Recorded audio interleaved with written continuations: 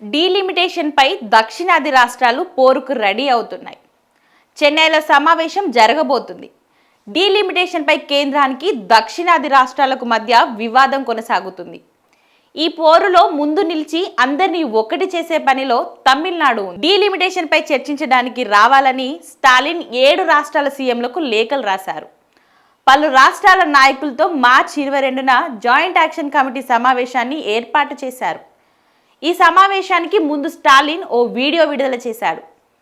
అందులో జనాభా ప్రతిపాదికన విభజన జరిగితే రాష్ట్రాల హక్కులకు ఎలాంటి సమస్య వస్తుందో ఆయన వివరించారు. జాయింట్ యాక్షన్ కమిటీ సమావేశానికి హాజరవుతున్న ఏపీ, తెలంగాణ, కేరళ, కర్ణాటక, ఒడిశా, పశ్చిమ బెంగాల్, పంజాబ్ నాయకులకు స్వాగతం పలుకుతున్నా అన్నారు స్టాలిన్.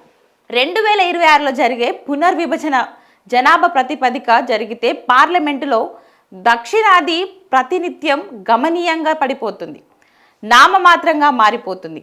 ఉత్తరాదిన 3-4 రాష్ట్రాల్లో గెలిస్తే ఢిల్లీ పీఠాన్ని గెలుచుకోవడం చాలా తేలికవుతుంది.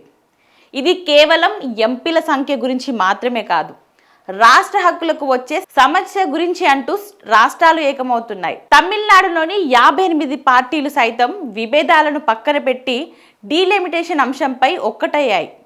జనాభా ప్రాతిపదికన పునర్విభజనను తొలుత తమిళనాడు వ్యతిరేకించింది. దీనికి అన్ని రాష్ట్రాలు చేతులు కలపడంతో ప్రస్తుతం ఇది ఒక జాతీయ ఉద్యమంగా మారిందని స్టాలిన్ అంటున్నారు.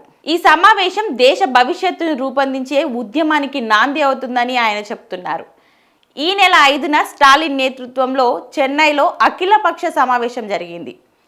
అందులో డీలిమిటేషన్ను ఏకగ్రీవంగా వ్యతిరేకిస్తున్నట్లు అఖిలపక్ష సమావేశం తీర్మానించింది.